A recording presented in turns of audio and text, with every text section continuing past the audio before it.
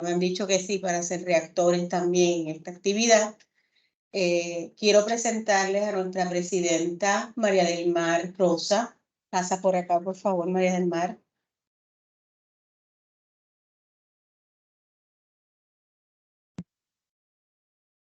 Nada, saludos para los que no me conocían.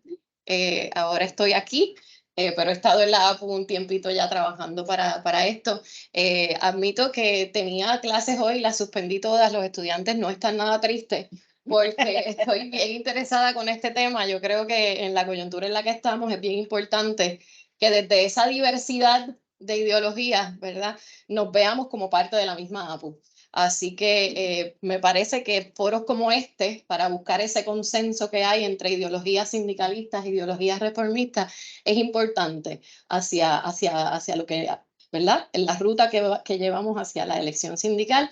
Así que estoy bien contenta de estar aquí con ustedes. Este es mi alma mater. Hace más de 20 años que no estaba en estos salones, pero así me emociona. Así que nada, bienvenidos y bienvenidos. Muchas gracias. Además nos acompaña Jorge Lefebvre, que es vicepresidente de la APU Nacional. Tenemos compañeros también de nuestra directiva como Jimmy, Joana, Patrick, ¿verdad? Y otros más que han estado en este proceso.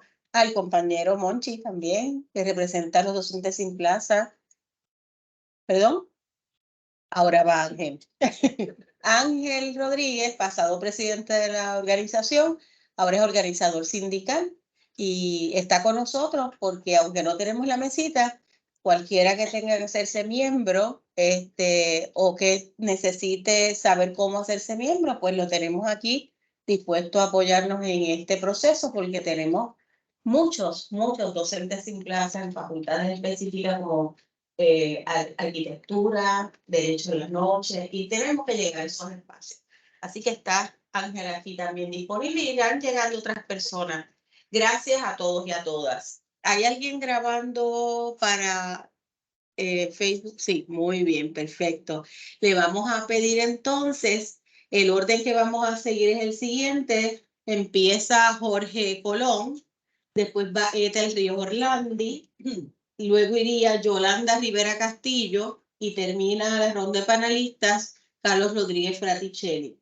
Entre los reactores empezamos con Alejandro Torres, Waldemiro, Dolores Miranda y Gisela Rosado el último turno. Ese es el orden que hemos acordado. Hay un errorcito en esta promoción, pero no estamos todos y estamos aquí para hacer el análisis que necesitamos, aunque pensemos diferente. Estamos, Jorge, bienvenido. Gracias. Gracias por la bienvenida. Saludos a todos y todas. Un placer estar aquí. Sobre todo, ¿verdad?, con estos distinguidos panelistas. Yo quería recordarles, ¿verdad?, que varios de este grupo pues nos conocemos hace tiempo, ¿verdad? Es una foto vieja cuando yo tenía pelo, pero ahí se pueden ver muchos de ustedes. Pero ustedes saben, ¿verdad?, que yo he sido miembro de esta comité multisectorial, realmente comisión multisectorial para la reforma universitaria, y estamos, ¿verdad?, escribiendo artículos en diferentes medios, 80 grados y Nuevo Día. Y recientemente estaba hablando sobre este proyecto de reforma. Hay todo un historial que yo hago sobre las reformas universitarias a través del tiempo, desde que se fundó la OPR, y si van a ese lugar en internet que aparece ahí de la OPR en Carolina, está toda la presentación que hice en enero y ahí hablo de todo eso, pero lo traigo porque nada más voy a traer de esa presentación un recordatorio. Nosotros en el proyecto, cuando trabajamos este proyecto, decidimos cambiar el nombre de Junta de Gobierno a Consejo Universitario y después nos dimos cuenta que Vicente Inés Polanco, ¿verdad?, ya para principios 40, había decidido que ese debería ser el nombre también, así que no fue nada original nuestro. Pero si vamos a hablar de reforma, tenemos que hablar de cuál es la ley universitaria actual y recordar que no solamente pues debemos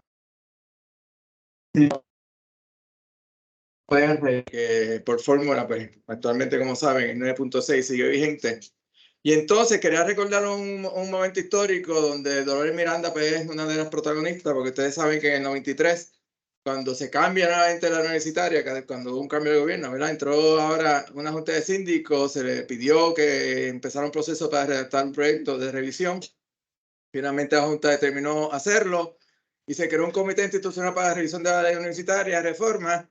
Ese comité dirigido o presidido por Dolores Miranda, y hubo pues diferentes foros, unas actividades con diferentes organizaciones participando, bien rico. Y después de ese trabajo, como dice aquí Dolores, se redactó un proyecto que proponía cambios de fondo dirigidos a fortalecer la autonomía universitaria, el gobierno de sí misma con el propósito de cumplir con los compromisos académicos e intelectuales que le competen a los universitarios, proteger a la universidad de la intervención indebida de los poderes públicos y privados, descentralizar los poderes y autoridades con el propósito de constituirse en una organización ágil y competente ante los retos sociales aceptados y que se reconozca la negociación colectiva como una instancia que no está reñida con el cogobierno y que constituye una instancia democrática y ágil para llegar a acuerdos para fortalecer al personal docente en el desempeño de su labor, cuyo objetivo es la excelencia académica en cumplimiento con la misión universitaria.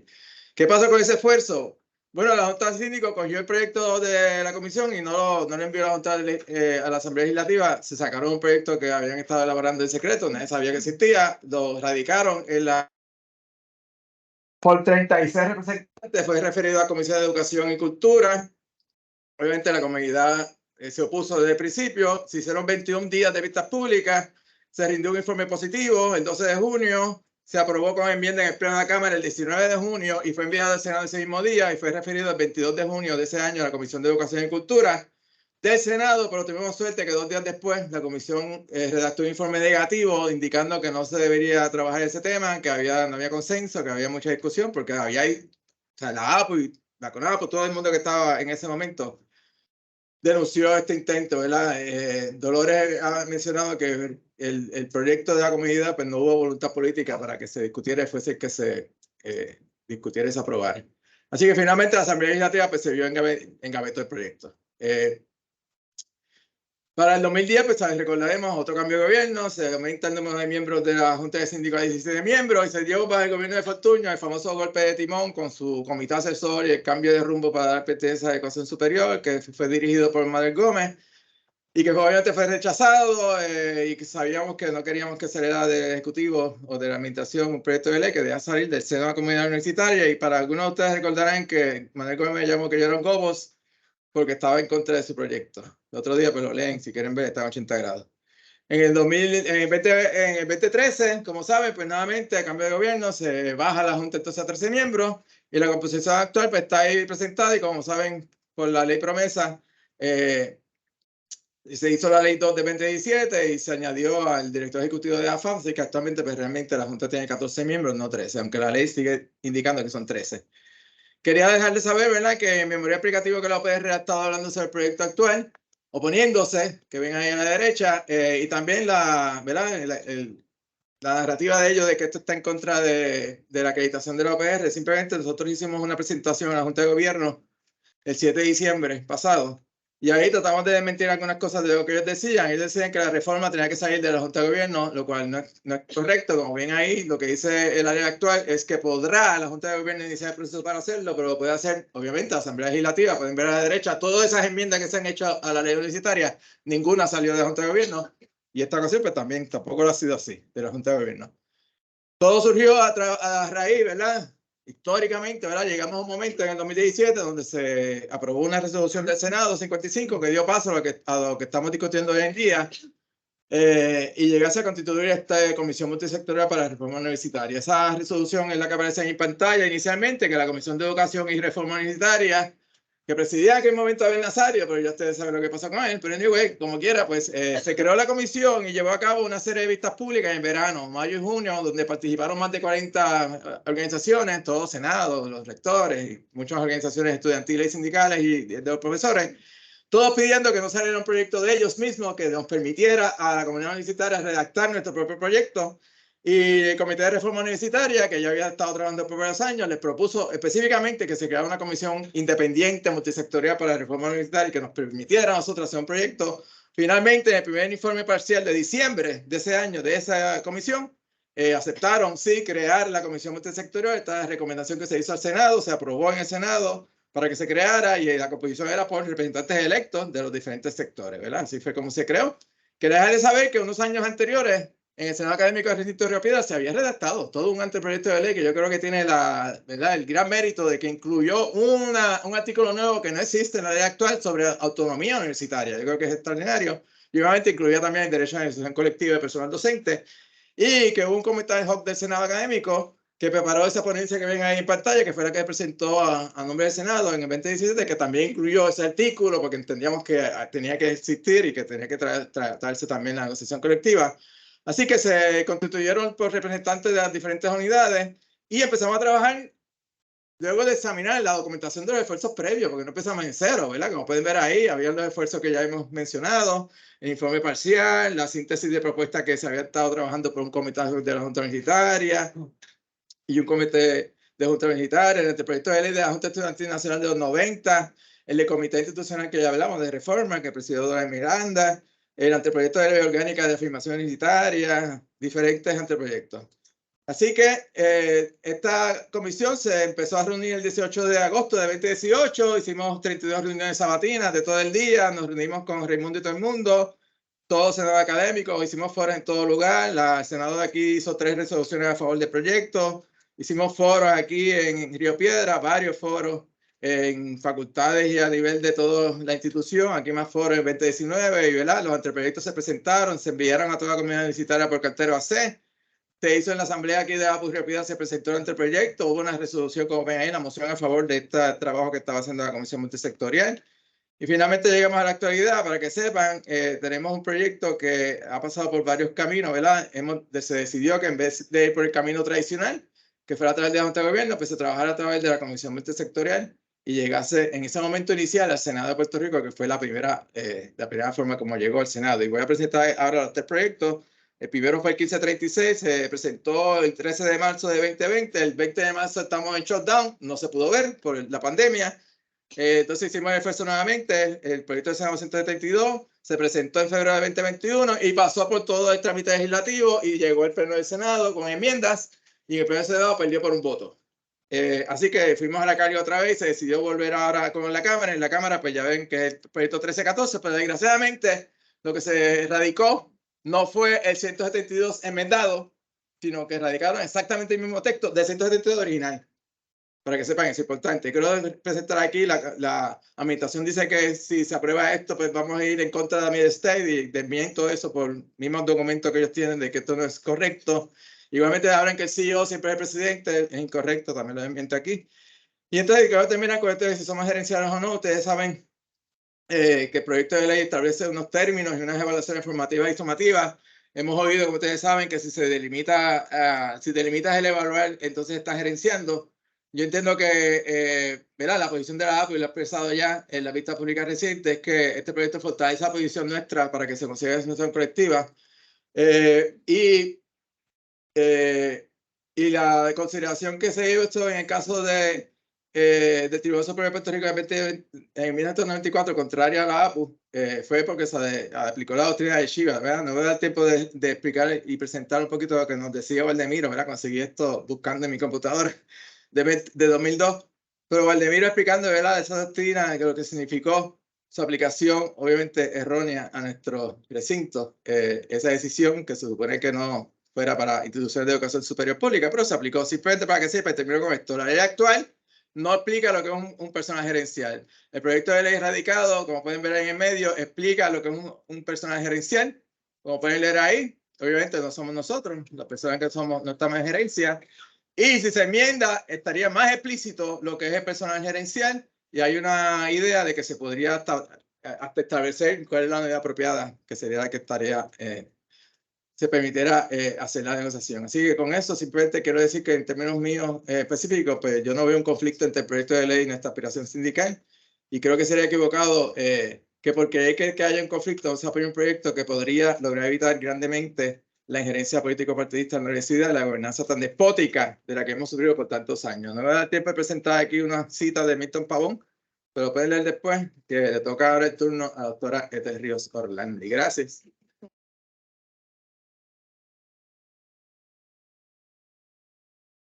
Sí, buenos días. Yo voy a decir 4 oraciones y entonces Jorge va a continuar con la presentación y la posición que él ha expresado es la posición de la Comisión Multisectorial, ¿verdad? Que para lo que estamos aquí, de que aclararle que todos los proyectos de ley que hemos presentado hablan de la negociación colectiva, ¿verdad? Establecen el derecho del personal docente a negociar colectivamente. De las oraciones, Uno es el asunto de la reforma y a uno las etiquetas se las ponen desde afuera, a uno, ¿verdad? Uno las recibe o no. Lo que quiero que esté bien claro es que el nombre de reforma viene, no porque seamos necesariamente reformistas, o que como una política ideológica, sino que viene porque la legislatura creó una comisión que se llamaba Comisión de Educación y Reforma Universitaria, donde a la única universidad que se referían era la Universidad de Puerto Rico. Así es que nos insertamos en ese proceso, ¿verdad? Y de ahí viene lo de la Comisión de Reforma. La CMRU en sus discusiones internas hemos expresado, hay un consenso claro de que la reforma es un proceso mucho más profundo, sociológico y cultural, de la cultura de la institución. Así es que yo como lo veo entonces es que nosotros mediante este proyecto queremos crear las condiciones, ¿verdad? Para que entonces la universidad pueda decidir cómo va a dirigir los destinos, ¿verdad? De su quehacer académico y qué forma le va a dar de una manera quizás más explícita de lo que lo hemos hecho ahora, ¿verdad? Pedazo a pedazo. El segundo punto que quería traer, que ya Jorge trajo bastante, ¿verdad? El cubo de la Miche, lo que nos están tratando de asustar, y indicarles que yo busqué en el Code of Federal Regulations, el 34602.22, eso después se pueden ver a trabajar y hacerlo llegar. Ese es el código que regula la sección de cambio sustantivo, ¿verdad? Y regula todas las agencias de Estados Unidos, que incluye a la MISO. Por lo tanto, a la hora de ellos ejecutar ese mandato del Departamento de Educación y del gobierno, tienen que subsumirse al marco que da esa ley. Y esa ley dice claramente que los cambios a los cuales aplica la lista que sigue tienen que ser de alto impacto y de alto riesgo. Se los dejo ahí porque entonces habría que decir que cambiar la configuración del cuerpo rector, pues va a tener más alto riesgo, va a tener un gran alto riesgo para el futuro de la universidad o un gran impacto, más que otros cambios que ha habido y que no han requerido ninguna acción específica de parte de la universidad. El otro concepto que, aunque no ha estado explícitamente, pero que atraviesa toda la manera en que está escrita el proyecto, es el de, en la educación superior de Estados Unidos le llaman shared governance, ¿verdad?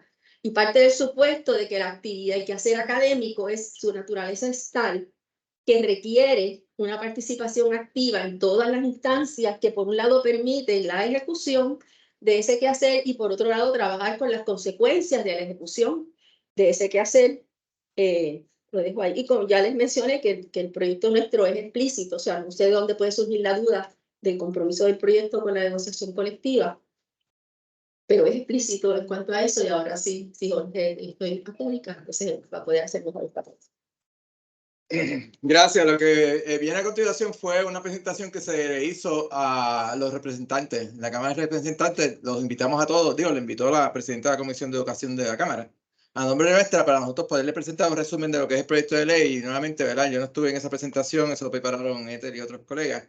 Así que quizás no lo haga muy bien, pero voy a intentar, ¿verdad?, presentar cuáles eran los asuntos urgentes y de importancia que se atienden en este anteproyecto de ley y pueden ver que son los que siempre hemos nosotros presentado, ¿verdad? Desde la APU y desde estas otras instancias universitarias. ¿Cuál es la estructura piramidal de gobernanza de la OPR que todos conocen? ¿Cuál es la estructura que nosotros quisiéramos que fuera diferente, ¿verdad? Con un consejo universitario y una forma diferente de hacerse los roles de cada una de estas instancias. Ustedes lo leerán, ¿verdad? Lo saben, lo leen en el proyecto de ley. Los principios rectores, la organización, gobernanza, funcionamiento institucional y los artículos relevantes que queríamos mencionar específicamente en esa presentación que le hicimos a estas personas. La estructura que tiene el proyecto de ley, como ustedes saben, pues también contiene ahora un consejo universitario, pero obviamente queremos evitar el micromanejo que hace la Junta de Gobierno en este momento con todo, llega a niveles de departamento, ¿verdad? Así que es un rol diferente para que ellos jueguen, y entonces pues seguiremos teniendo una Junta Universitaria y todas las demás instancias, un presidente y las unidades de la UPR, que creemos que ciertamente fortalece el cumplimiento de la acreditación de la MICHE, porque la MICHE ha señalado históricamente un montón de veces que la intervención político-partidista en esta universidad, ¿verdad?, afecta particularmente a la universidad, y los aspectos fiscales que ustedes conocen, que ha habido unos problemas enormes, y sobre todo ahora con los recortes de la Junta de Control Fiscal, Y nosotros pues, lo que hicimos fue, y nuevamente no tenemos tiempo de hablar esto, pero hemos preparado precisamente para los legisladores que conozcan que nosotros fuimos uno por todos los requisitos de afiliación y demás para identificar. Esto es lo que pide a mí pues este es como nuestro proyecto de ley, atiende cada uno de esos señalamientos y por el contrario fortalece la posición de la universidad para cumplir con ellos, no como dice la universidad en su memorial explicativo, que ¿verdad? Un montón de mentiras lo que dicen allí.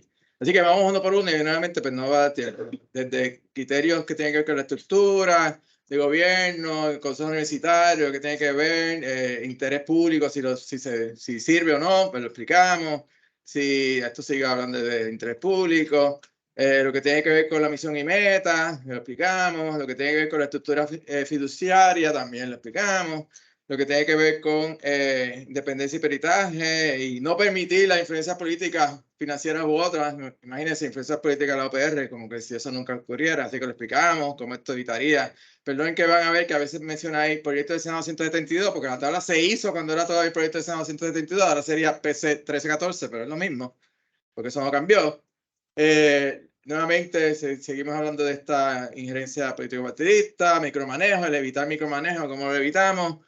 Lo que tiene que ver con la supervisión a nivel de política, calidad de enseñanza y aprendizaje, lo presentamos. Lo que tiene que ver con diferentes instancias, presidencias, juntas militares, rectorías.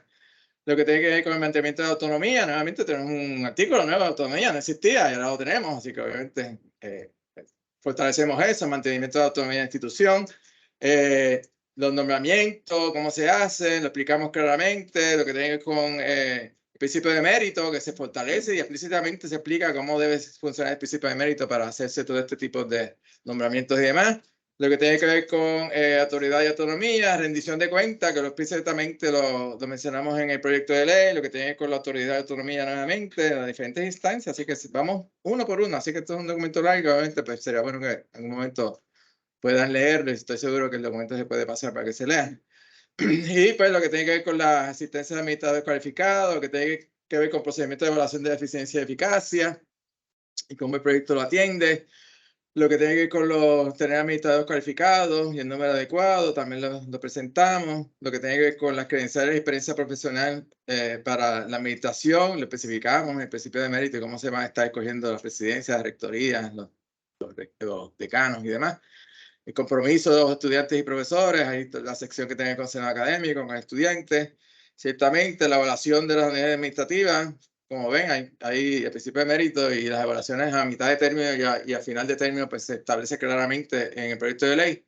Y el financiamiento robusto y estable que hace falta para lograr que la misión de la universidad se cumpla, pues existe en el proyecto de ley. Así que simplemente, obviamente, perdonen, ¿verdad? Que no da tiempo para mucho, pero entendemos que entre las cosas buenas que tiene ante el proyecto es que proveería y establece que se tiene que tener un presupuesto robusto y estable, los grados de autonomía, la responsabilidad fiscal, la rendición de cuentas, la libertad académica, y ayudaría y se atiende y se menciona en el proyecto el acceso, la importancia del acceso a la educación, el impacto socioeconómico de las comunidades que sirve, los diferentes recintos, ¿verdad? Como ustedes saben, estudios de Alameda y González, claro, sobre eso.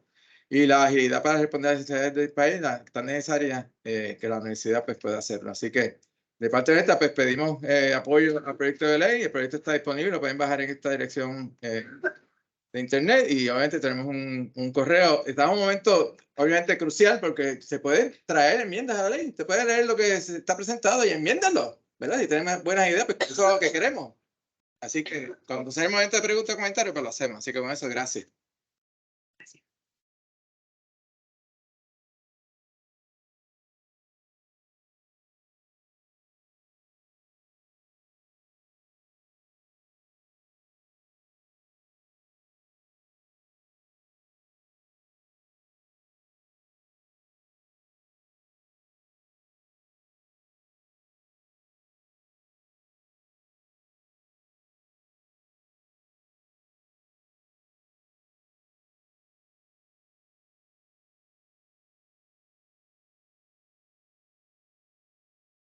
Lo quito y lo pongo es más difícil.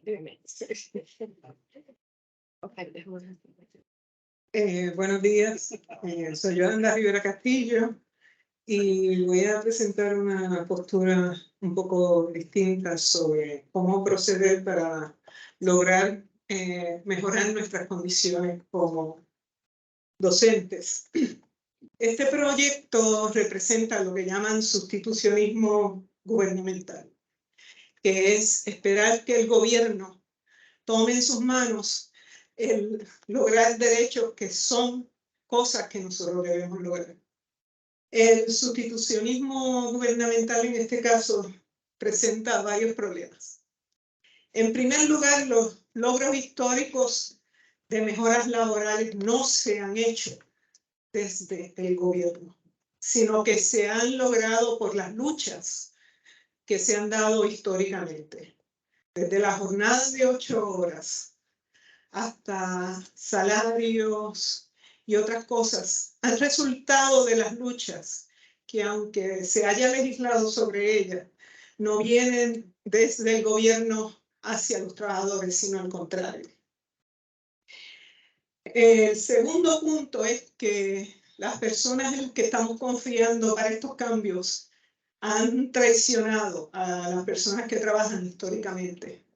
Podemos citar numerosos ejemplos en los últimos años de cómo han acabado con numerosos logros históricos, desde los días de fiesta, el tiempo necesario para conseguir permanencia. En el 2017, ustedes saben que hubo una reforma laboral de parte del gobierno que precisamente acabó con muchos de sus derechos. Otra razón por la cual nosotros, o por lo menos yo, creo que este sustitucionismo gubernamental no funciona, es porque aun cuando la reforma incluye la negociación colectiva, la reforma no habla de muchas otras medidas que nos atan las manos, como la Ley 90 del 2017, que nos impide totalmente hacer ningún tipo de boicot, huelga, ningún tipo de restricción de labores, y eso no está de ninguna manera tocado en este proyecto. Vamos a empezar con las leyes laborales. Como dije, desde las jornadas de 8 horas y todas las demás leyes, estas se han conseguido a través de la lucha. Y las acciones gubernamentales han ido en una dirección opuesta. Podemos ver los casos del gobierno de los Estados Unidos tras los grandes logros de principios del siglo XX, que emitió numerosas leyes entre 1910 y 1950 para evitar que los obreros se organizaran. La ley Taft-Hartley es también una de esas maneras en que esto se ha logrado. Esta ley es tan restrictiva que impide, hasta controla la ideología de los directivos de las organizaciones sindicales.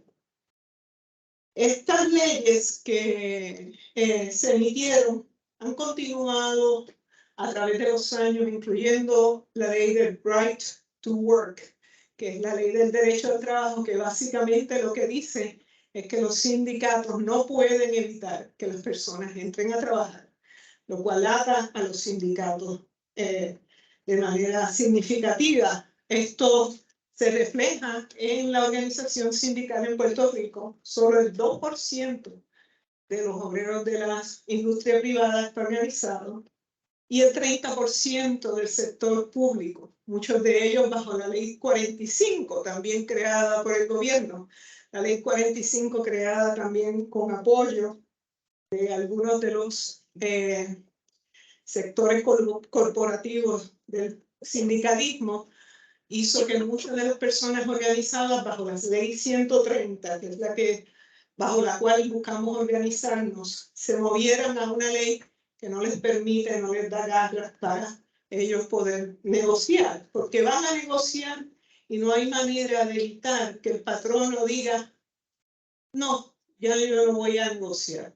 De hecho, hay numerosos convenios colectivos que están en el aire y no se han renovado gracias a esas disposiciones de la Ley 45, donde no se puede de ninguna manera detener, ni siquiera hacer piquetes durante horas de trabajo. Ni las Cortes ni las acciones legislativas han favorecido los derechos de las personas que trabajan, excepto en circunstancias donde se han dado grandes luchas. La teoría del sustitucionismo gubernamental del sindicato no funciona, porque los intereses del gobierno son los intereses del patrono. Y de hecho, la razón por la cual nosotros reiniciamos el trabajo de la elección sindical es porque se nombró como gobierno patrono a la universidad. Y el gobierno es patrono. Así que estamos confiando en unas instituciones que representan a nuestros patronos. La legislatura de Puerto Rico ha hecho numerosas leyes para empeorar nuestras condiciones de vida. Como señalé, la ley del 2017 hizo esto, ¿no?, para muchos trabajadores, pero también sabemos lo que ha pasado con nuestro retiro, junto con la Junta de Control Fiscal, porque el gobierno colabora con la Junta y tiene representantes allí en la Junta. Han amenazado los sistemas de retiro, no solo de los empleados públicos del gobierno central, sino el nuestro. Nosotros sabemos cómo los intereses de personas en ese gobierno hacen que ellos impulsen los 401K con varias compañías que tienen conexiones con algunas personas en el gobierno. Y eso lo que significa es que hay una gran contradicción. No podemos esperar de quienes tienen sus intereses en conflicto con los nuestros, que también designen leyes que nos favorezcan. Okay, 3 minutos. Eso es todo lo que me queda. Okay. Pues entonces tengo esto más. Bien. Estas diferentes leyes que han traído, ¿verdad?, a través de estos últimos años, pues obviamente no nos indican que los miembros de estos cuerpos legislativos nos vayan a favorecer. De hecho, hay otros elementos de la reforma que pueden ser conflictivos con nuestros intereses. Por ejemplo, la reforma permite que los exalumnos sean inversores. Esto en los Estados Unidos, yo les puedo decir que se ha convertido en que hay unos exalumnos muy poderosos que controlan el destino de la universidad. Eso es muy peligroso y yo les puedo dar ejemplos de las cosas que me pasaron en Estados Unidos. También permite seguir tomando deuda. Eso que ha sido nuestra gran cárcel va a continuar. Otro problema es que, aunque amplía el número de personas en la jerarquía, mantiene un sistema jerárquico dentro de la universidad. De hecho, el único que tiene poder de revocación es el Senado. Por lo tanto, la mayoría de las personas que pertenecen a la universidad y participan del quehacer universitario no pueden participar en ningún proceso revocatorio. Este proyecto me parece que es un tipo de sustitucionismo gubernamental y no necesariamente va a ser positivo para nuestro trabajo. Va a convertir a un número mayor de docentes en gerentes. Por lo tanto, de hecho, va a reducir la plantilla de miembros de la APU. Y yo creo que no es un proyecto que nos vaya a favorecer. Muchas gracias.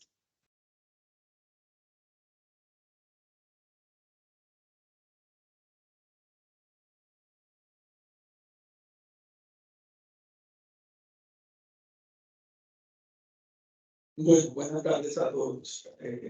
Primero agradezco el capítulo de la APU de Río Piedras haya convocado a este taller para discutir este asunto.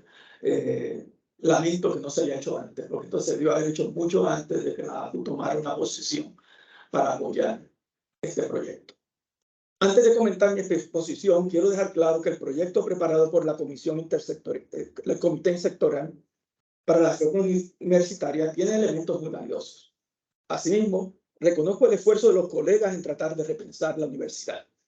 Pero si bien eso es cierto, no es menos cierto que en su entusiasmo, los colegas no han podido captar desde el punto de vista legal estratégico y coyuntural, lo que la aprobación de dicho proyecto significaría para la negociación colectiva del personal docente de la Universidad de Puerto Rico.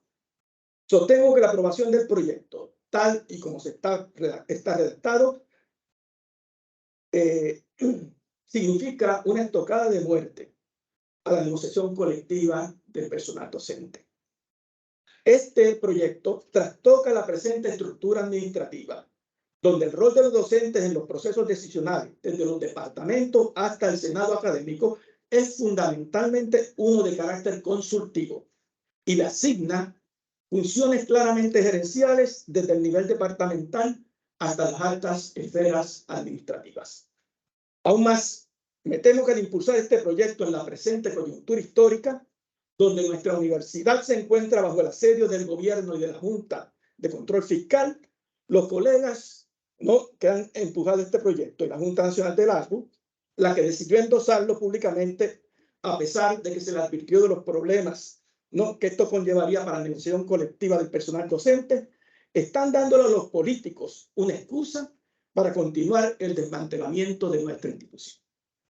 El hecho de que este proyecto reconozca la negociación colectiva del personal docente es para todos propósitos inmaterial.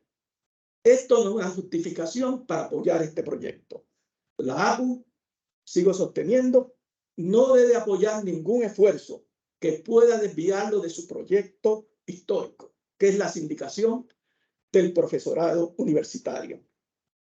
Este ya ha sido reconocido por el Tribunal Supremo de Puerto Rico.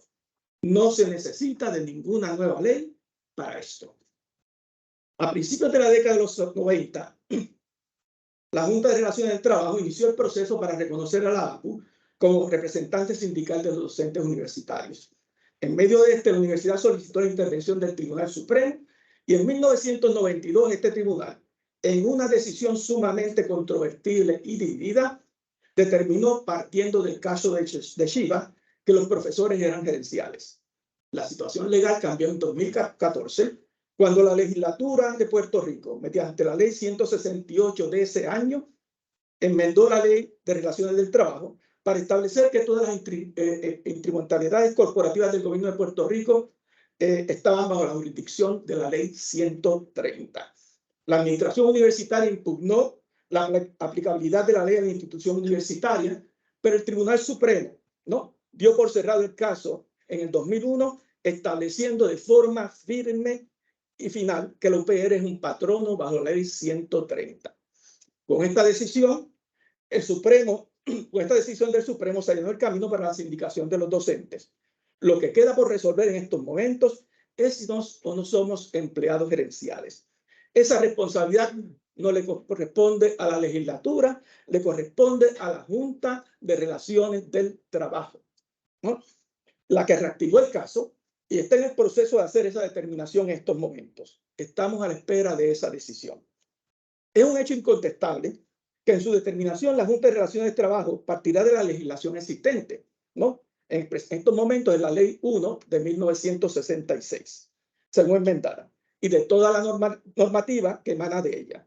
Así es de esperarse que tomará en consideración las decisiones tomadas por la Junta Nacional de Relaciones del Trabajo Federal, y que se ciña al nuevo estándar establecido por esta en el 2014 para determinar el carácter gerencial del personal universitario. Bajo el nuevo estándar, la institución debe probar que los profesores son empleados gerenciales. Para esto, la Junta dispuso que iba a examinar la participación de los docentes en las siguientes áreas del proceso decisional: programas académicos, administración de los procesos de matrícula, finanzas, política académica y decisiones y políticas de personal. Asimismo, estableció en su decisión que su decisión se le daría mayor peso a las primeras tres. Basado en la anterior, estableció la Junta, se determinará si el contexto de la estructura de toma de decisiones y la naturaleza de las relaciones de trabajo con la universidad, los profesores, y esto es bien importante, realmente controlan o hacen recomendaciones efectivas sobre estas áreas.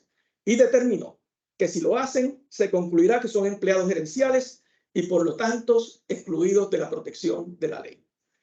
Como es de conocimiento de todo, el año pasado la Junta de Relaciones del Trabajo reactivó el caso de la APU. Al reactivarlo, la Junta no comienza desde cero. ya en su decisión original había determinado que la universidad era patrono bajo la ley 130 y había definido la unidad apropiada. Había concluido también que la participación profesoral en la toma de decisiones, aunque existente, era de naturaleza meramente consultiva y no gerencial. O sea que ya está claramente establecido eso y es de donde están partiendo en estos momentos. La situación no ha cambiado mucho desde entonces. La única enmienda fundamental a la ley fue a petición de los sectores reformistas y fue la incorporación de 2 profesores y un estudiante a la Junta de Gobierno. Esta acción, tan celebrada por los reformistas en su momento, ha demostrado totalmente ser inefectiva. Siempre en minoría, los síndicos docentes no han podido lograr cambios sustanciales en la forma en que se administra la Universidad de Puerto Rico. Las estructuras de poder siguen inalteradas. De hecho, la Junta de Relaciones del Trabajo no excluyó a los senadores académicos, pues estaba claro que su poder decisional era sumamente limitado. Aquí tengo que decir que la decisión de la presente Junta Nacional de la APU de reconocer a los senadores como empleados gerenciales es, a mi entender, un error, ¿no?, que podría dar traste con el proyecto de sindicación de la organización. Bajo la presente ley, es fácilmente demostrable que los senadores académicos son meramente cuerpos consultivos. Los ejemplos sobran. 3 minutos, ¿no? Siendo los más obvios los procesos de consulta para el nombramiento de los últimos presidentes de la Universidad de Puerto Rico. Básicamente, no creemos, voy a saltar varias partes, ¿no? No creemos que sería posible de aprobarse el nuevo proyecto de la universidad tal y como está redactado, de que se logre la sindicación de los profesores. Aun cuando los redactores del proyecto insisten en que el proyecto es compatible con la negociación colectiva, un análisis cuidadoso de este demuestra que desde el nivel departamental y pasando por los decanos, rectores, presidentes hasta el consejo, los docentes tienen poder decisional efectivo al asumir funciones que son propiamente gerenciales. Aun cuando el proyecto de ley sigue el orden de prelación de las instancias administrativas, creando un consejo ejecutivo que fungirá como junta de gobierno nombrado por el gobernador, la realidad es que la selección de este cuerpo, en la selección de este cuerpo, el ejecutivo está obligado a seleccionar los representantes de la comunidad externa entre los candidatos nominados por la Junta Universitaria. Lo mismo ocurre con respecto al nombramiento del presidente de la institución. En este caso, el proceso de selección se inicia en los senados académicos, los que remiten sus candidatos a la Junta Universitaria, la que a su vez seleccionará el presidente, limitándose el Consejo a ratificar dicho nombramiento. Si vemos la composición de la Junta Universitaria, encontramos de nuevo que está dominada por la representación claustral y estudiantil. Esta Junta que se va a crear no solo tendrá el poder de jure para nombrar no tan solo al presidente, sino para aprobar el presupuesto de la institución, limitando el poder del Consejo a ratificarlo. En realidad y para todo propósito, el poder real de la universidad recaería en este cuerpo, el que tienen otras atribuciones, el poder indelegable de aprobar o enmendar todos los reglamentos universitarios de carácter general, aprobar los nombramientos del director de finanzas y de presupuesto que le somete el presidente, limitando nuevamente la injerencia del Consejo a la ratificación de dichos nombramientos y del presupuesto universitario. Debido a que tengo poco tiempo, voy a eliminar ciertas partes, ¿no? Simplemente quiero decir que estas son algunas instancias en el proyecto de ley bajo consideración que descargan sobre el personal docente funciones gerenciales y contradicen lo dispuesto en el artículo 14A sobre los derechos docentes, en que se dispone que los miembros del personal docente son empleados no gerenciales bajo la ley de relaciones del trabajo.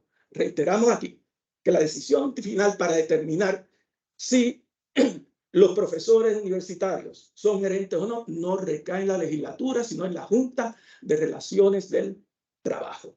Bien, habiendo dicho lo anterior, preveo que de aprobarse el proyecto antes de que finalice el proceso de reconocimiento de la APU como representante de los docentes del sistema, la Junta de Relaciones del Trabajo tendría que comenzar de nuevo el proceso para determinar si los procesos son gerenciales, profesores son empleados gerenciales. Y bajo la nueva estructura de gobernanza universitaria, quedaría claro que los profesores tienen poder efectivo en la toma de decisiones a todos los niveles, incluyendo la selección de los directores, rectores, presidentes, los miembros de la Junta Universitaria, el Consejo Ejecutivo, y sobre asuntos medulares que son propios de la gerencia, como lo son el presupuesto de la Universidad de Puerto Rico.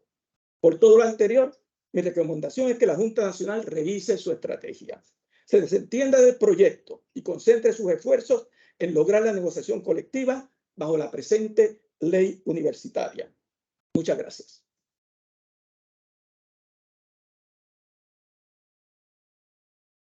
Una aclaración rapidito, ahora vamos a pasar a los reactores. El orden sería Dolores Miranda, Alejandro Torres, Waldemiro Vélez y María Gisela.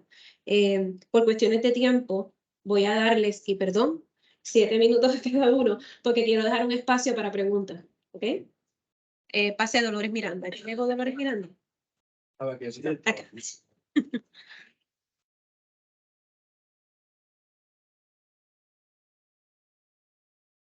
Prefiero que sea aquí por el asunto de la grabación. Y con el micrófono es mucho mejor.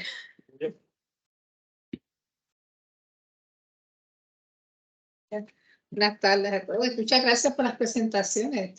Excelente, nos puso a pensar y me percaté de que se repite mucho de la historia. Y 27 años después todavía yo, Lola Miranda, estoy, ¿verdad?, discutiendo la reforma universitaria y todavía no se ha movido un ápice, pero tenemos todavía la voluntad y el espíritu para que así sea.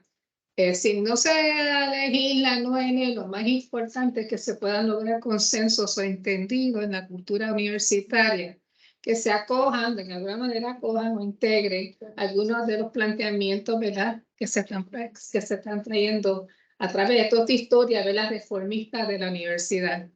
Aquí hay un problema en la universidad, realmente se pretende reproducir siempre ese modelo corporativo, ¿no?, jerárquico en la universidad, y se ha hecho bien difícil que se entienda, ¿verdad?, la propuesta de una participación más democrática. Por otro lado, pues nos resultan con el eso, bueno, si te haces seco gobierno, pues entonces tienes un problema, no puedes negociar colectivamente. Esa coyuntura pues siempre está ahí.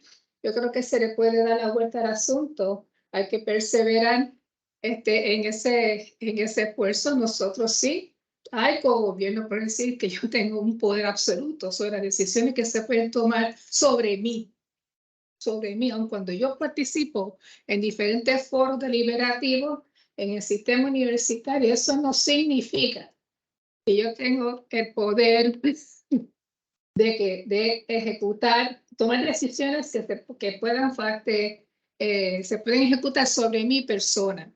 Okay, así que eso es compartido, y a fin de cuentas no necesariamente la última decisión está en nuestras manos. Sí, tenemos que todos acogernos a la decisión que se tome desde cualquier estructura jerárquica superior a la de nosotras, aunque hayamos podido participar en los procesos más amplios, ¿verdad?, en ese proceso de toma de decisiones. A mí me parece que si estamos en un momento de retomar la propuesta reformista nueva, tenemos que tener unos puntos comunes bien claros. Y hay que examinar nuestro propio lenguaje y el delivery. Cómo nos estamos expresando cuando cada grupo que tienen podemos tener todas las ideas excelentes, pero yo pasé por muchos sinsabores cuando tenía que ir a la legislatura, y de inmediato esos seres que están ahí se percatan de la más mínima diferencia, incongruencia entre nosotros, para decididamente no darle continuidad, ni siquiera paso a una propuesta reformista ahí en ese hemiciclo. Así que yo creo que un primer trabajo de nosotros es revisar nuestro propio discurso, y de qué manera, en la medida que nos expresamos, está explícito, en muchos casos otros implícito, unas líneas que nos diferencian, un mismo juego de poder entre nosotros que no nos está haciendo bien. Yo lo que invito es que se retome el proyecto, que se continúe trabajando sobre él, y tenemos que llegar a otros foros y otros compañeros, o sea, colegas, a través del sistema universitario, para lograr un lenguaje, no es idéntico, pero por lo menos que demuestre que por lo menos hay la voluntad colectiva en nuestro sistema universitario. Muchas gracias.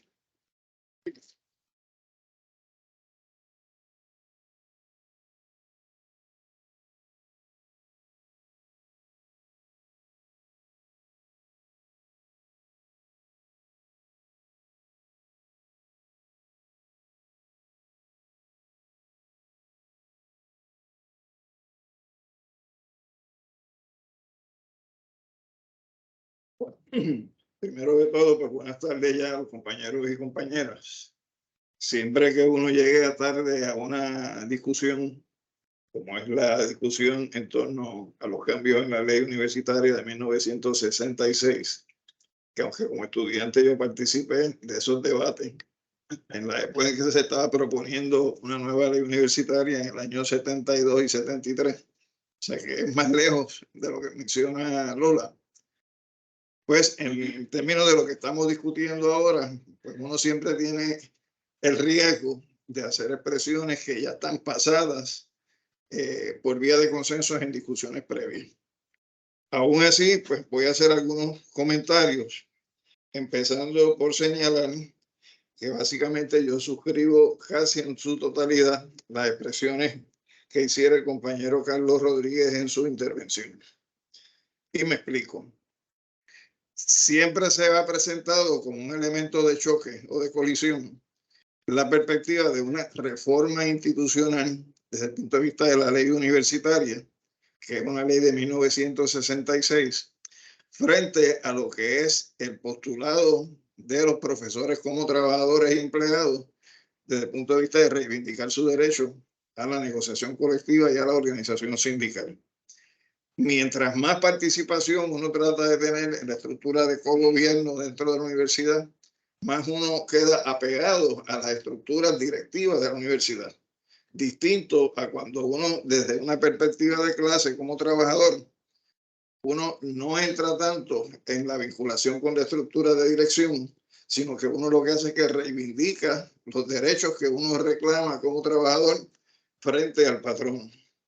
Si hubiéramos estado hablando antes del 2021, teníamos dos grandes barreras. La primera, que la universidad no era patrono para efectos de la ley, no era patrono para efectos de la ley 130, no era tampoco patrono para efectos de la ley 45, porque está fuera de la estructura jurídica normativa del país. Sin embargo, eso se resuelve en el 2021 con el caso de la universidad y la organización Bonafide de guardias de seguridad, donde en efecto se concluye que para todos los efectos legales la universidad es patrón. Por lo tanto, lo que falta es ver cómo aquellos que somos o son empleados de la universidad se colocan como trabajadores frente a ese patrono para reivindicar pues, sus derechos o reclamos de conquista.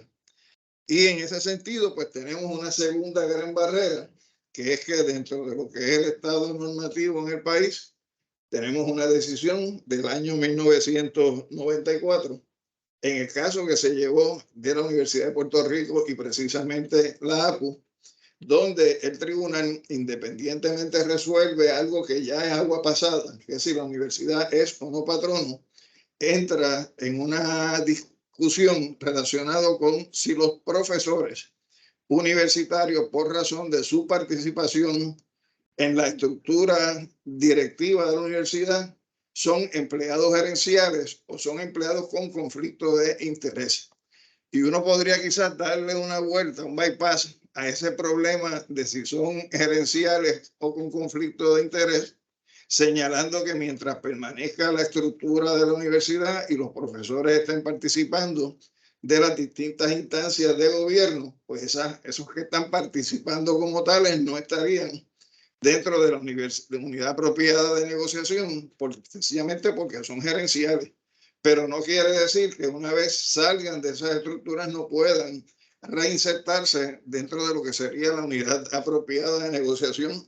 Y eso es algo muy común en las relaciones laborales, donde yo puedo ser supervisor hoy, y si soy supervisor no estoy dentro de la unidad apropiada, incluso haciendo una sustitución como supervisor, pero una vez salgo de esa sustitución regreso a mi plaza de origen como trabajador y sigo formando parte de la unidad apropiada. Incluso se pueden dar aspectos de negociación colectiva entre patrono y unión donde se atienda específicamente esas particularidades. Lo segundo que quiero señalar es que la figura de empleado gerencial no la vamos a encontrar ni en la ley 130, ni en la ley 41, 45, ni en la ley Tafardi. ¿Por qué? Porque esa es una figura de manufactura jurisprudencial tanto por la Junta Nacional de Relaciones del Trabajo en su origen, pero que la Junta de Puerto Rico adopta esa definición de la Junta Federal en el 1980 en el caso de la Compañía de Turismo. Y básicamente lo que constituye el empleado gerencial son aquellos cuyos intereses están vinculados con la gerencia porque comparten una comunidad de intereses, aquellos que formulan o efectúan la política gerencial, aquellos que están alineados con la gerencia al llevar a cabo o recomendar acciones discrecionales, bien sea dentro de la política establecida por el patrono o independientemente de ella, y participen del proceso de implantación de esas políticas. Me parece que mientras más participación uno está teniendo bajo el proyecto que está en discusión en las distintas instancias de gobierno de la universidad, más nos atrapa el factor gerencial, y mientras más nos atrapa el factor gerencial, mayor discreción tendría la Junta en su día para ser consistente con la decisión ya previa del Tribunal Supremo en 1994. Por lo tanto, con relación a ese proyecto de ley que presenta una serie de elementos de avance en lo que sería la gestión de cogobierno en la universidad y de participación desde el punto de vista de ejercicio democrático, yo trataría de, en la medida posible, en todo lo que tiene que ver con toma de decisiones, llevarlo al plano de consulta, no al plano de ejecución, desde el punto de vista de toma de decisiones para las distintas instancias. Y hay una que a juicio mío es muy peligrosa y que no debería estar en ese proyecto desde el punto de vista de la participación de los profesores, que es en la medida que le permite la creación de corporaciones y subsidiarias, porque ya eso definitivamente es una función ejecutiva muy peligrosa si uno quiere salirse del ámbito de la función gerencial. Por lo tanto, me parece que ese concepto que se estableció en la presentación del compañero de proceso consultivo multisectorial, ese elemento consultivo es el que debe incorporarse en cada una de las instancias decisionales que tiene el proyecto, si es que se va a apoyar el proyecto, para quitar la función de toma de decisiones y de ejecución de decisiones. Porque un consejo consultivo es eso, un consejo consultivo donde le permitiría a uno como profesor o a la APU como representante exclusivo, a la misma vez que ejercer la función sindical de cara a la negociación colectiva, no irse completamente de lo que son las instancias de cogobierno en la universidad, desde el punto de vista de que sea obligación del patrono en esas distintas instancias el aspecto consultivo con los representantes de la APU, sea a nivel de claustro, sea a nivel de facultades, sea a nivel de junta universitaria o sea a nivel de la nueva estructura que se estaría creando de naturaleza consultiva. Así que esos serían mis comentarios. Podría entrar en otros elementos, pero ya se acabó. Sí.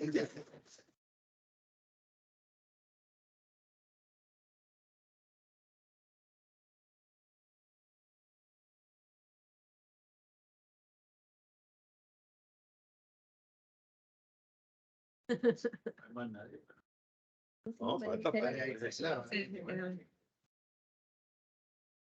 Buenas tardes. Yo voy a comenzar por donde terminó Alejandro.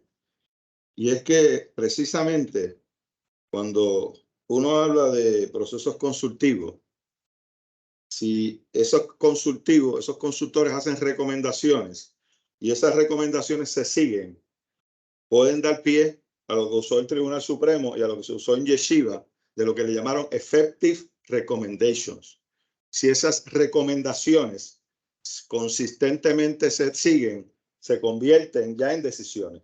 Eso es lo que el planteamiento jurídico plantea, tanto en Yeshiva como lo que se hizo en el tribunal con el Tribunal Supremo. Entonces ahí yo creo que nosotros queremos hacer dos cosas. Nosotros queremos despartidizar la universidad, queremos que esté en más alto nivel de excelencia académica, que los criterios de trabajo y los criterios de reclutamiento, los criterios de todo lo que se haga allí sean criterios los de más alto nivel académico. Y eso no lo podemos hacer ahora porque está atrapada en el partidismo. Y eso pues nosotros estamos conscientes de eso. Lo que estamos tratando de hacer es romper esa manto partidista que nos asfixia de todas las maneras y que no están realmente buscando los mejores intereses de la universidad ni del país tampoco, sino son intereses particulares de unos partidos y de unos personajes que van ahí precisamente a responsabilizarse porque el partido siga haciendo lo que ellos quieren hacer. Por otro lado, queremos la negociación colectiva. Yo he hecho el planteamiento en varias ocasiones de que tengo problemas con la ley 130, sobre todo y la génesis de la ley 130. De hecho, escribí algo sobre la ley 130 y nuestra concepción de la universidad, que yo creo que lo han visto alguna gente por ahí, y que es porque la concepción de la universidad es un ente que puede funcionar como una empresa privada. ¿Y cómo se van a pagar los convenios? Pues aumentando los costos de matrícula. ¿Cómo se hace en energía eléctrica o en acueducto? Pues aumentando los costos de energía eléctrica o de acueducto, de quienes sea. Por eso las corporaciones públicas también entran dentro de la ley 130. Son empresas privadas o corporaciones públicas que funcionen o puedan funcionar como empresas privadas. Y a mí no me gusta ver a la universidad como si fuera una empresa o que si funcionara como empresa privada. Por eso, lo que me parece más adecuado es que tengamos una ley especial, no la ley 130, porque evidentemente la ley 130 entra en conflicto con que nosotros queremos decidir lo que pasa en la universidad. Y yo creo que el planteamiento de la comisión es que nosotros queremos decidir lo que ocurre en la universidad porque somos los más apropiados para hacerlo. Y digo nosotros amplio, no solo nosotros los 4 o 5 que estamos en las salas de docencia, sino también estudiantes, los demás empleados, no digo los empleados, los demás empleados, porque nosotros también somos empleados, y las comunidades y el país en alguna medida. En ese proceso nosotros queremos decidir esas cosas y queremos también tener el derecho a la negociación en una ley especial que es una ley de reforma universitaria, como lo hemos planteado en muchos momentos y en muchos lugares que lo hay. Que el derecho a la negociación se da a través de una ley especial, no de la ley de relaciones laborales. En el caso de Estados Unidos o en el caso de Puerto Rico, pues sería una ley de reforma universitaria que estaría de alguna manera viabilizando la negociación colectiva del personal docente. Y no tendría entonces, ¿verdad?, que acogerse a lo que dice la ley 130, porque es una ley especial para ello. En ese sentido, yo creo que podemos soñar con la posibilidad, igual que soñamos con la posibilidad de que se apruebe alguna ley, que probablemente no se apruebe ninguna, pero como podemos soñar con que se apruebe alguna ley, podemos soñar con una universidad de excelencia, donde el país y nosotros tengamos las prerrogativas de empujar los mejores saberes, los conocimientos, los nuevos programas, la cantidad de secciones, se cierran o no se cierran secciones, las barbaridades esas que hoy padecemos, que no ocurran. Y en ese sentido, además, podamos tener la negociación colectiva docente. Yo quiero soñar con las dos.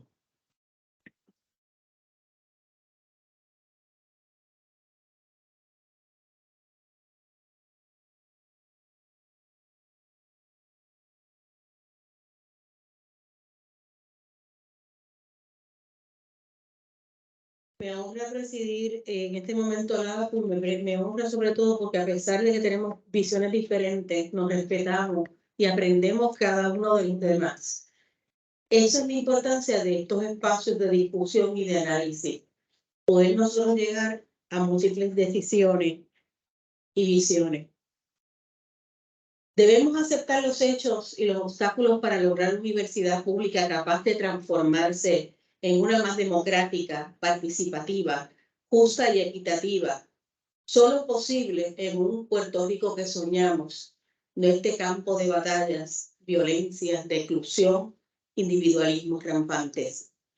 El neoliberalismo abolió el contrato social y su compromiso con lo que necesita la educación para salir de la pobreza. Estamos claros. El destrozo del presupuesto de las agencias públicas y corporaciones responde a una lógica depredadora que pasa a manos privadas los fondos públicos. Esto incluye a las instituciones como son las fundamentalistas que reciben los presupuestos que niegan a la UPR y otras más. La puerta giratoria del partidismo permite que cuando vienen a menos sus amigos de los municipios se ubiquen estratégicamente en posiciones gerenciales en la UPR que se presten para destruir lo que temen u odian. Muy claros de que, como diría Paulo Freire, un pobre educado es más peligroso para aquellos que un pobre hambriento. Desde la irracionalidad de los prejuicios contra la UPR que no conocen y desvalorizan Sirven estos como un caballo de Troya que lleva a metástasis a la institución. Aparecen grandes sueldos para agentes de la destrucción de lo que desconocen, basado en discursos de la Guerra Fría antigua, no la actual. Proliferan puestos de confianza muy bien pagos cuando no hay presupuesto para ello. Llueven asesores y contratos para todo menos para la docencia. En tiempos descarados, porque ya no se utilizan máscaras para ser políticamente correctos, los odiadores de la Universidad de Puerto Rico se combinan con el poder de una Junta de Control Fiscal que nadie eligió para saquear el presupuesto, empobrecer la institución, minimizarla, consolidarla, que es achicarla, convencer a otros de que ya no tiene pertinencia, ni excelencia, ni calidad, y sus estudiantes que trabajan ya no tienen rendimiento, por eso deben pagar la cuenta del desastre si quieren educarse. Mientras ocurre esta barrida de las pertinencias que creemos, se atacan con morteros de discursos y acciones constantes que aniquilan cualquier intento de salvar un patrimonio. Descubrimos con horror que ya la UPR no es necesaria para ese fascismo entronizado en una colonia saqueada y controlada. Hablar de tener más derecho a participar en organismos institucionales, aunque en número estemos supeditados, es hermoso, pero es ingenuo, porque no acabamos de entender que la universidad que soñamos nos necesita en la calle, ahora mismo. Estamos en el epicentro de una guerra declarada contra la Universidad de Puerto Rico y por eso se incumple con su fórmula de presupuesto, mientras los agentes de la destrucción masiva del derecho a la educación superior son toros en la cristalería del alma mater y deciden quitarnos derechos adquiridos, atentan contra nuestro derecho a retiro digno, dan plazas como migajas, pero insuficientes ante las necesidades de los departamentos y programas, y claramente no quieren ceder su poder. Puedes reunirte, tener derecho a voz, derecho a votar, y nada cambiará si no tenemos negociación colectiva y si somos incapaces de vencer nuestras diferencias para salir juntos a la calle a detener este abuso contra nosotros los universitarios, contra el derecho a nuestra juventud a educarse y para defender a la UPR con la fuerza del entendimiento, pero con las tenis puestas. Empecemos en las aulas, sigamos en las calles. Incluso los académicos, los investigadores, los creativos, los que fuimos y los que somos, estamos unidos en un propósito común. No temen porque tenemos poder de convocatoria y tenemos que ir por ello. Tengo otras cosas que decir, pero se acabó el tiempo. Tienes 2 minutos. ¿Tengo 2 minutos? Ah, bueno, pues entonces lo que brinqué, Alejandro. Dice, luego habrá tiempo de construir una UPR que una a los diferentes en un proyecto de todos. Ahora es tiempo de resistencia, porque hay guerra declarada, pero sentimos sus efectos. Conocemos lo que necesitamos y lo exigimos y exigiremos con la fuerza sindical que nos siente en la mesa de las decisiones con quienes van a tener que negociar tarde o temprano. Demasiada explotación, abuso de poder, partidismo pernicioso, faltas de respeto, asesinatos de carácter, sumadas a las condiciones deprimentes de trabajo del laboratorio, salones, bibliotecas, la falta de espacios dignos que tuvimos antes para que vivan nuestros estudiantes. No hablemos del efecto pernicioso a la salud física y mental de los docentes debido al burnout de trabajar en tales condiciones y con tales obstáculos.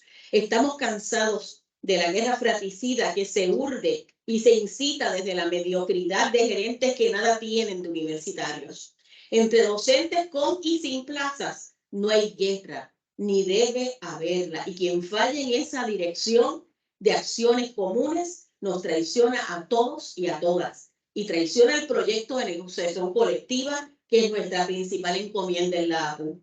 Ya este recinto gigante ha visto de todo en su historia. Persecución de líderes estudiantiles y docentes, masacre de Río Piedra, criminalización de estudiantes y profesores, represión destemplada, un campus tomado por fuerzas policiales de todo tipo, violencias estructurales diversas y las que son producto de discursos malintencionados contra la UPR. Sobre todo eso, nos hemos levantado de cada instancia con una capacidad increíble de crear, de proponer, porque aprendimos a resistir, cada cual en su trinchera académica o colectiva. Despertemos a este gigante que es Río Piedras y que cada paso nuestro sea firme, porque nuestros ciudadanos lo merecen, aunque no lo sepan e incluso aunque no crean necesitarlo. Muchas gracias.